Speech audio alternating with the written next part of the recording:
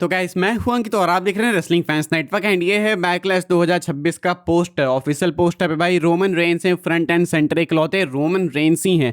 यानी कि ये पेपर व्यू भाई रोमन रेंस के ही अराउंड होने वाला है। इसका मतलब कि कोडी एंड ऑर्टन का मैच आपको शायद यहाँ पे ना देखने को मिले, शायद कोडी यहाँ पे compete भी ना करे, बिकॉज ये तो मैं मान ही नहीं सकता कि कोडी इवेंट में हो एंड कोडी को पोस्टर पे ना डाला जाए। अगर कोडी होते हैं तो मुझे लगता है कि मल्टीपर्सन पोस्टर होता है एंड वहाँ पे भले रोमन सेंटर में होते हैं लेकिन साइड में कोडी भी होते हैं। लेकिन अभी ये वाला पोस्टर सिर्फ रोमन रेंस सेंट्रिक है एंड ये पोस्टर कुछ ऐसा दिखता है। आपको कैसा लग रहा है भाई कमेंट करके बताना। मैं अगर सही बताऊं, ऑनेस्टली बताऊं, तो एक आने का भी पोस्टर नहीं है ये, मतलब एकदम वाहियात रद्दी पोस्टर है ये। WWE वाले भाई इससे काफ़ी बेटर बना सकते हैं। ये वाला पोस्टर सही बताऊं, अगर फोटोशॉप कोई चलाता होगा आप में से तो आपको पता होगा, ये वाला पोस्टर मुश्किल से 15-20 मिनट में बन जाए भाई, मुश्किल से 15-20 मिनट में। बहुत ही चीप क्वालिटी का पोस्टर है। भले यहाँ पे रोमन रेंस को डाल दिया गया है लेकिन इससे ज़्यादा कुछ बदलता नहीं है। इसमें एक सिंपल बैकग्राउंड है, पीछे कोई ग्रीनरी एंड ये नारियल के पेड़ की फोटो भाई इन्होंने ब्लेंड कर दी है। बैकलेस को आगे ब्लेंड कर दिया है येलो स्ट्रोक डाल के, बाकी टेक्स्ट डाल दिया। इसके अलावा कुछ भी नहीं है।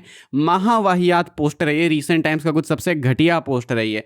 मेरे को नहीं पसंद आया भाई, इससे काफ़ी बेटर कर सकते थे। तो पोस्टर पे मैं ज़्यादा कमेंट नहीं करना चाहूँगा, कर दिया वैसे तो काफ़ी, अब क्या करें। लेकिन द रियलिटी इज़ कि Roman Reigns front end centre हैं, इकलौते सुपरस्टार हैं इस पोस्टर पे। इसका मतलब ये है कि रोमन रेंस ही मेन इवेंट करेंगे विजय का फाटू। हम लोग बात करेंगे भाई लोग कायरी सेन की। कायरी सेन को WWE ने रिलीज़ किया एंड बहुत से लोग इस चीज़ को मान नहीं पा रहे कि भाई कायरी सेन कैसे रिलीज़ हो गई। एक एक्टिव स्टोरी का पार्ट थी वो आस्का के साथ में एंड ईओ स्काई भी उसमें इन्वॉल्व थी, लेकिन इनको अचानक से अब रिलीज़ कर दिया गया। इनके ऑफिशियल स्टेटमेंट भी आ गई है एंड ये बिल्कुल रिलीज है भाई। फैंस अभी #WeWantKairi ट्रेंड कराने लग रहे हैं क्योंकि भाई इनको चाहिए कायरी सेन वापस। एंड ये कुछ नया नहीं है, जब भी सुपरस्टार्स रिलीज होते हैं तो उसमें एक मेजर नाम तो रिलीज होता ही है। इस बार तो एक से ज़्यादा नेम्स रिलीज हुए थे, लेकिन मेजर नेम्स रिलीज होते हैं तो फिर फैंस भाई उनके लिए हैशटैग ट्रेंड कराना चालू करते हैं। इनफैक्ट शो को भी टेक ओवर करना चाहते हैं। ये लास्ट टाइम कैरन क्रॉस के साथ में हुआ था, लोगों ने वी वॉन्ट क्रॉस ट्रेंड कराया था, लेकिन वो चीज़ कभी भी एरेना में हिट नहीं कर पाई। लोगों ने कभी एरेना में चीयर ही नहीं किया उस चीज़ के लिए, चैंट्स ही नहीं लगाए। फिलहाल अभी लोग कह रहे हैं कि मंडे नाइट रॉ को टेक ओवर करो भाई, कायरी सेन के लिए चैंट्स लगाओ, वी वांट कायरी के चैंट्स लगाओ।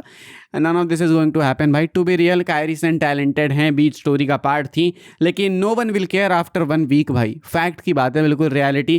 कैरन क्रॉस हो गए या निकी क्रॉस हो गई, इनके बारे में लोग ज़्यादा केयर नहीं करते हैं। एलिस्टर ब्लैक का समझ नहीं आया बिकॉज वो भाई मेन इवेंट कर रहे थे फ्राइडे नाइट स्मैकडाउन को विद रैंडी ऑर्टन, उनको रिलीज कर दिया गया तो लोग को कायदे से उनके लिए ट्रेंड कराना चाहिए, लेकिन उनका तो ऐसे आना जाना चला रहता है भाई।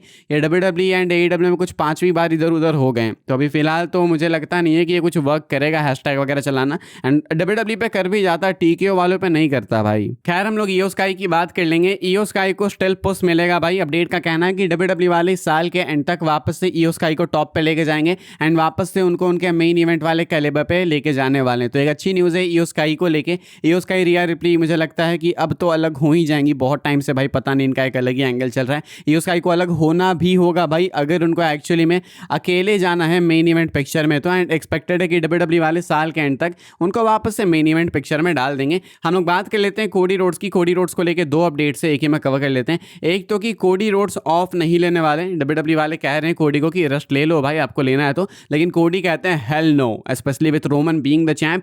कोडी रोड्स ऑफ नहीं लेने वाले हैं क्योंकि कहीं ना कहीं रोमन रेंस लाइमलाइट खा जाएंगे कोडी के एब्सेंस में।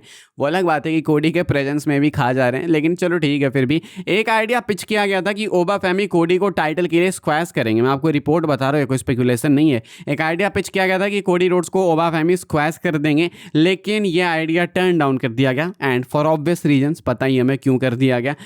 फैक्ट इज कि ओबा फैमी ने लेसनर को ऑलमोस्ट स्क्वैश कर ही दिया। मैच अगर थोड़ा सा छोटा होता तो वो स्क्वैश में ही आता एंड अभी कोडी रोड्स को नहीं स्क्वैश कर पाएंगे, वो ऐसा कहा जा रहा है। लोग चाहते हैं कि ओबा फैमी रोमन को डीथ्रोन करे। मैं तो कहता हूँ भाई कि कोडी को डीथ्रोन कराओ ना। रोमन तो अभी चैंपियन बने, अभी से रोमन के हारने की क्यों बात कर रहे हो? कोडी तो भाई टाइटल हारते ही नहीं है। कोडी रोड्स की बात करो, कोडी रोड्स को हरवाओ भाई ओबा फैमी से, अच्छी बात होगी। वैसे भी इनका एक मैच पहले हो ही रखा है, फिर से करा दो भाई, कहानी चल सकती है।